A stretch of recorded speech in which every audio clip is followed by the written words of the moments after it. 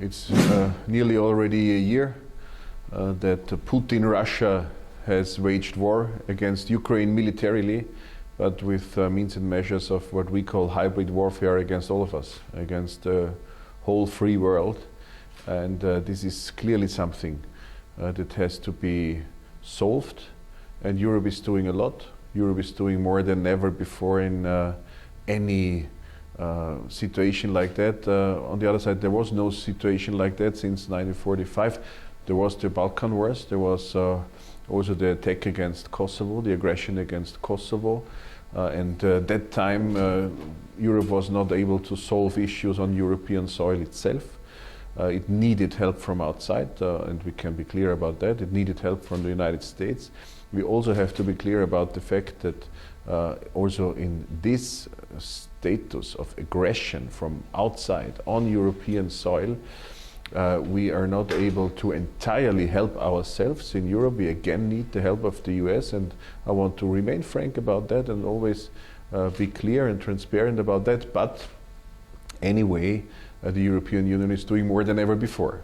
It's using the European Peace Facility, which is meant to be used exactly for situations like this in order to secure the Europeans and to provide security for this generation in Europe and for generations to come. The member states of the European Union have increased their defense budgets, invest more in security now, and beside the military defense that's conducted in Ukraine by brave Ukrainian troops, actually, Europe is also doing something which is part of our civilization, I would say today. It's defending itself against a bloody war attack with bloodless means and measures, meaning the sanctions. And the sanctions are very important to overcome this organized crime system of Putin Russia. I have to share with you the clear view that I, in the first place, respect each and every EU official. In the EU, everybody is democratically legitimized, and everybody has a very clear responsibility.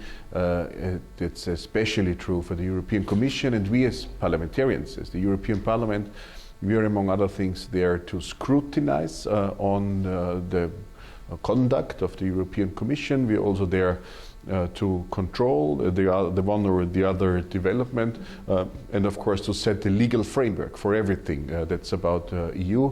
Our role is the one of lawmakers, of course, together with the member states' governments, and on the basis of the recommendations of the Commission. Having said that, I had some critical talks with the Commissioner for Enlargement. You have just mentioned in the Foreign Affairs Committee of the European Parliament a few months ago on the occasion of the annual report on the integration processes. The Commissioner, for example, stated his view that Kosovo should contribute more to the dialogue. I clearly responded with the question, why would Kosovo have to contribute more to the dialogue when it's not Kosovo blocking Serbia anywhere? It's always Serbia blocking Kosovo, and even worse than only blocking. It's clearly an atmosphere of hatred, of a very negative ideology towards Kosovo from this northern neighbor. And I can at least say, after this public meeting in the Foreign Affairs Committee, after some personal talks as well with him, I have heard him say in the plenary of the European Parliament that he wants both sides to contribute to the dialogue. This is still a position I would see as in need for some additional remark and interpretation, because there is not both sides as it would be on the same level, everything due to obvious reasons in terms of history, in terms of size, in terms of status quo, in terms of recognition and non-recognition and membership in international organizations. So we have to do a lot there, and you can be assured that there are many members of the European Parliament, by far not only me, who really want to see the Commission behaving in a constructive and positive way to solving the issues side by side with our transatlantic partner, the United States of America, but always with a lead from the European Union, because Kosovo is European. The Western Balkans are clearly European, actually in the middle of Europe. And this is why, if Europe takes itself seriously, and Europe wants to get engaged in its own destiny, so to speak, in its own fate, then it will be necessary to clearly solve these issues. I don't predict times and dates, because I've been in politics for too long to know or to not know that things can be postponed and things are happening from time to time due to rational reasons sometimes, but also sometimes due to irrational reasons. But no matter when the final agreement will be, I hope it will be soon.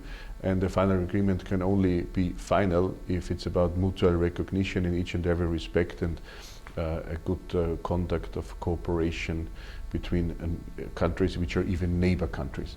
So this is the objective, and everything else would be too little in order to serve for a good future in peace and prosperity and freedom for everybody.